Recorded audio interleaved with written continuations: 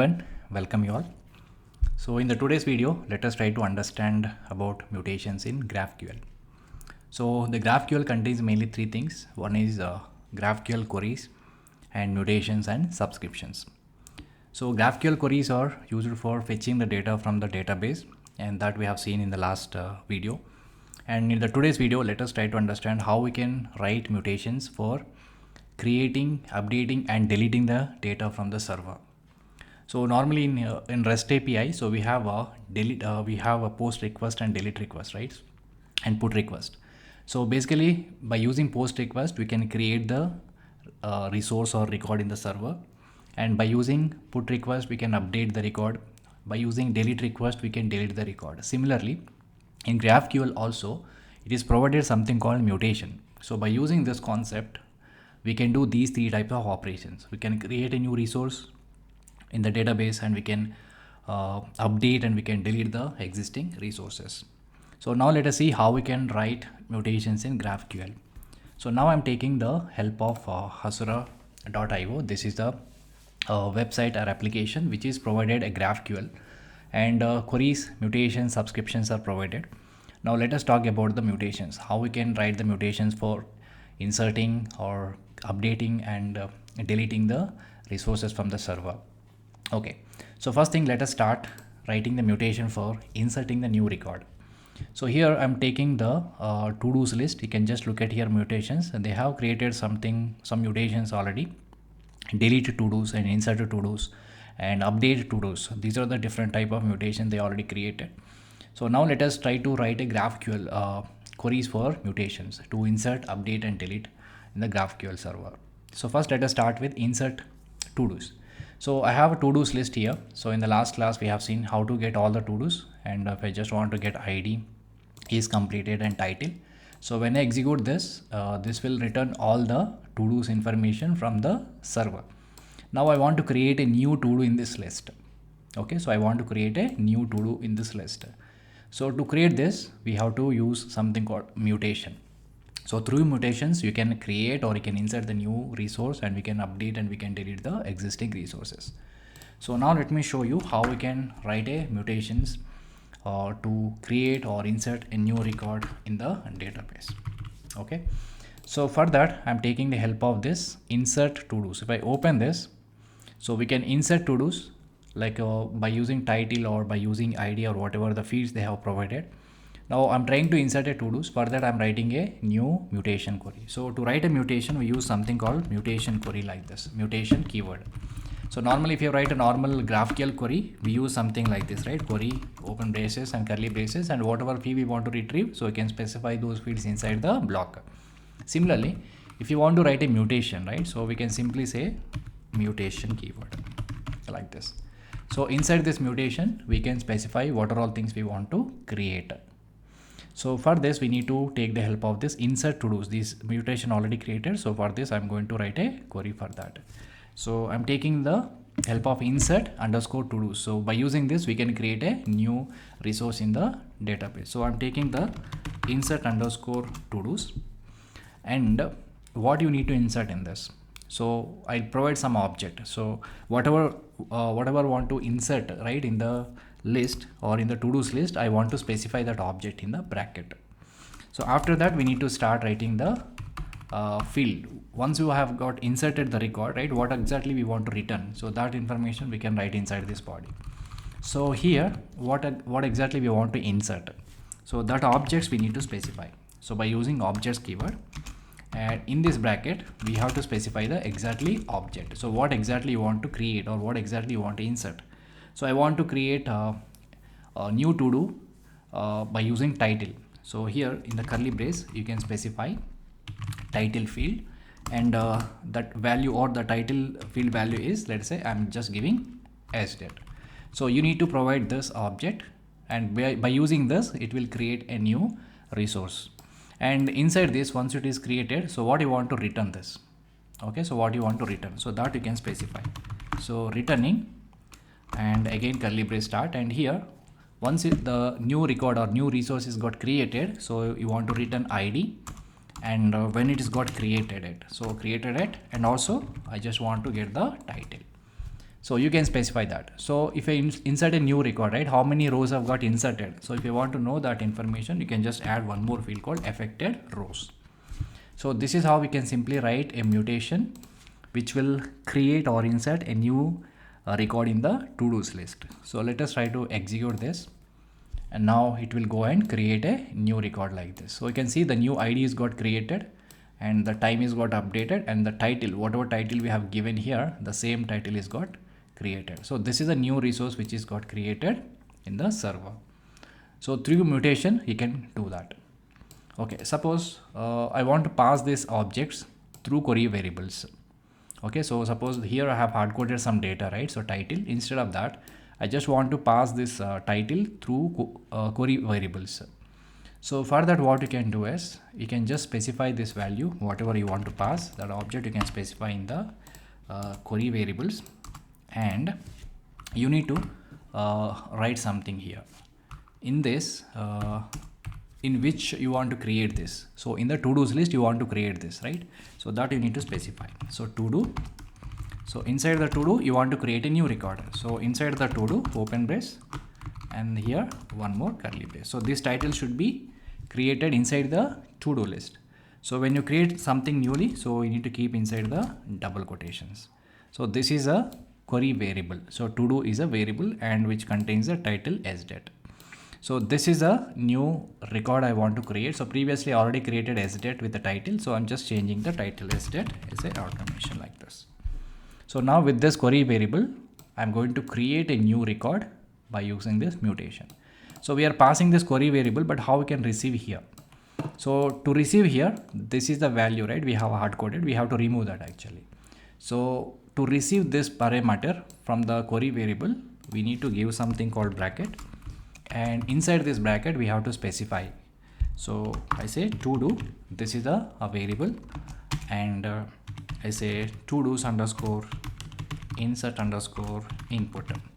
So whatever input I'm passing from here, title, I just want to receive that object inside the to do variable. This is a variable representation in GraphQL. Now once you received here, this particular to do, you want to replace here. Just remove this object, whatever we created earlier, just replace this. So this is how we can also pass query variables to the mutation query. Fine. So $to do we have passed, but where exactly we are using this $to do? Here we exactly use this. Okay, so mutation and to do colon to do's insert input, and here we need to use something called exclamatory mark. Okay, so then we can receive this parameter inside this variable. So once it is executed, so which is created a new record with this title. So you can see the title is got changed. So this is how we can also write a mutation by passing query variables. Fine. So now we can execute the same mutation through Postman also. Let me just go to Postman tool, and then I will try to execute it. Same mutation. So go to Postman, and we have created one GraphQL collection, and in the last video we created this fetching data, right? So we pass this URL, and then in the headers we specified the content type and authorization, and in the query section we have to create a query. So let me just copy this. Let me take another copy of this request, and then I will change the query. So let me take another duplicate, and I will return it. It is a mutation query, so I say mutation insert. So same URL and the same headers. Now go to the query section, and now I'm just replacing the query. So this is a mutation query which we have created. So we need to pass the variables also, right? So here in the variables box we need to copy the variables also. So let's get the query variables here and then specify SDET automation, which I already created. So now I'm going to create another record, SDET QA automation. So once it is done, now let us save this request and then click on query, and this will go and execute. So now it is created a new record with this title, and also ID is automatically generated, and it is also given the timestamp for creation. So this is how we can write a mutation for inserting a resource in the server. Okay, and similarly we can also update the existing resource by writing the update query. So let us try to create a update query, And now I already created this record, right? So 74533. So this record I will try to update by writing another type of mutation.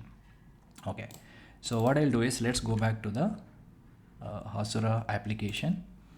Now let me remove these parameters and let me remove this mutation. Now let us try to write another type of mutation which will able to update the existing query from the server. So for that we need to write we need to use something called update to do's. You can see here. So by using this UI also, we can easily generate our own mutation. Instead of writing the mutation, if you don't know the GraphQL, if you're not able to write this GraphQL mutation, you can easily generate this by just specifying the options which are provided inside this Explorer. So normally these things are provided by the developer, so you don't need to worry about the schemas and mutations and queries. So only thing is, you need to just review them, and then whatever the queries you want to generate, you can just select them through this Explorer. So I want to generate one update mutation. This time let us try to select these options from update to do's. Okay, so let me remove this. Now I want to generate a mutation for updating the existing record. So for that they have provided something called update to do's. Okay, so let me just take this update to do's. And whenever you're updating something, so first we have to know two things. So what we need to update and what basis we want to update. Suppose there are so many to-dos are available, and every to-do is having different IDs. Now which to-do list you want to update? So based on the to-do list, to-do ID, I want to update. And what exactly you want to update? So I want to update the title. Then I want to update is public or not, or you can update title also. So what are the things you want to update here? You can just select them. And on what basis you want to update? You can select the one field ID or whatever. So we can select the set also. So where condition will be used to specify the condition, set will be used what exactly we want to update, that we can specify here. So currently there are two fields are showing. So I want to update these two fields. So I'm just selecting these two. So if you want to pass the data directly from here, you can pass it, or we can update the data in the mutation query itself. So title and is completed. These two fields I want to update. On what basis you want to update? I want to update with the ID, based on the ID, and that ID equal to, here I can provide the ID. So now if I look at here, right? So if I look at here, that mutation is got generated automatically. You can see this is a mutation which is automatically generated. Let's try to modify something here. So mutation and update to do's. Where is a condition where ID and equal to 10 it is given, because by default it is taken 10. So here we need to provide the existing ID. So let me provide some ID here. Let's say whatever the record we just created, new record 74533, that I'm going to provide 74. So here 74533. This is a record which is already exist. So I want to update. So what you want to update is completed values. The default is false. Now I want to make it as a true, and which is a Boolean value. Now I want to update the title. So previously the title is SDET automation something. So now here I'm just updating simply like say automation task like this. Okay, so this is how we can specify the, or we can write a mutation like this. And we are updating the title and is completed. And if the ID is equal to 74533, right? So okay, once it is got updated, what you want to return it? So once it is got updated, what you want to return? So that also we need to specify. So for that we need to write one more curly brace like this. So this is a, here inside this we can write returning. So returning keyword, and what you want to returning is, I want to return ID, then I want to return title, then I want to return is completed. So whatever you want to return, you can just return this. This is how we can write a simple mutation query for updating the existing resource. So based on this condition, we are updating two fields. One is completed, the other one is what? We are updating the title. So these are the two things we are going to update. And affected rows, we can also provide how many number of rows are affected. You can also add affected rows. So this will give you the number how many rows are got affected. So currently we have provided a specific ID here, so that obviously this will update only one record. So this is how we can simply write a mutation. So this is the final mutation for updating the existing record. All right.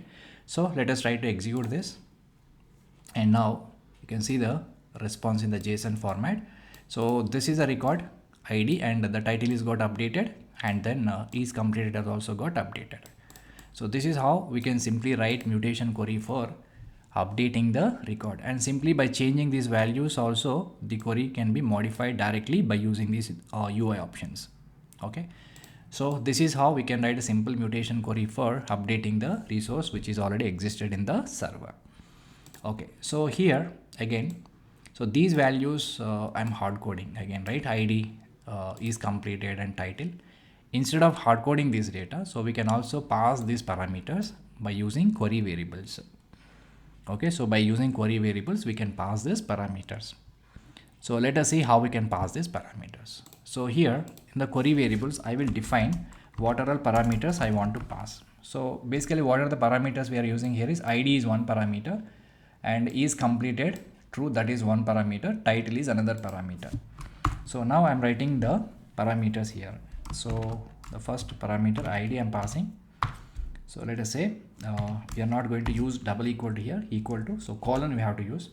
And what is the record ID here? 74533. I say 74533. Just a second. Okay, 74533. This is my record I want to update, comma, and title also I want to update. And what's the title? Previously the title was automation. Now here I'm just changing automation QA. This is my title, comma, and then is completed also I want to update. So that in the double quotations is completed, and the values we already updated as a true. Now I want to update this as a false again. Okay, so this is how first we need to prepare the query variables. So ID is got prepared, and then title, and then is completed is false. So this is the data. So once you prepare this data, now we need to use this data query parameters in our mutation query. So what we can do is here where condition, and before receiving this data in this mutation, so here we need to keep one bracket.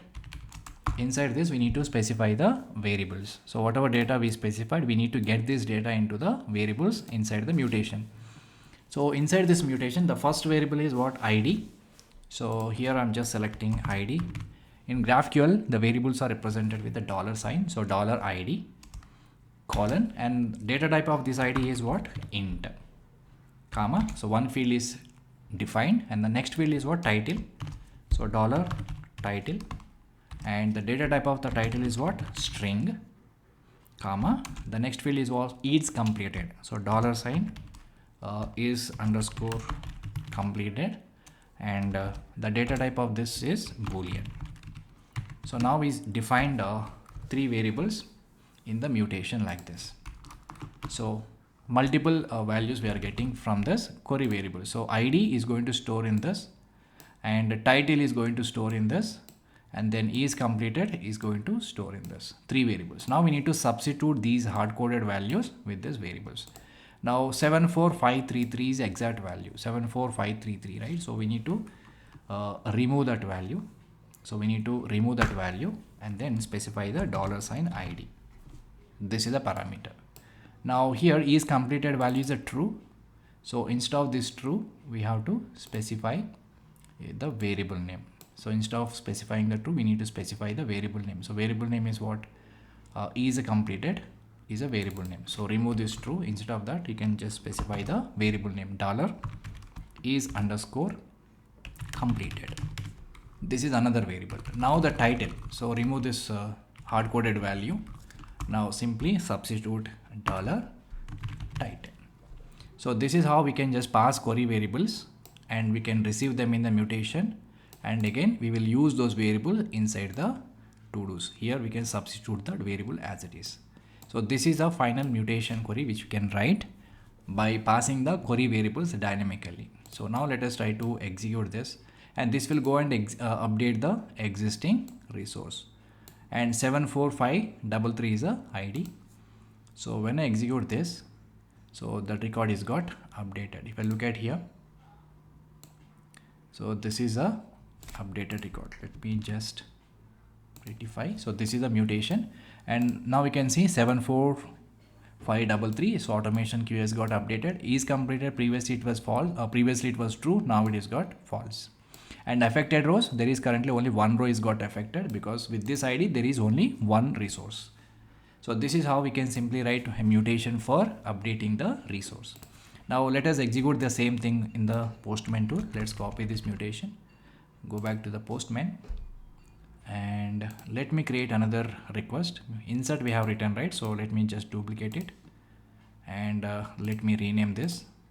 So this time we are going to do update on existing record, and same URL, same headers, content type, authorization. Now I'm going to change the query.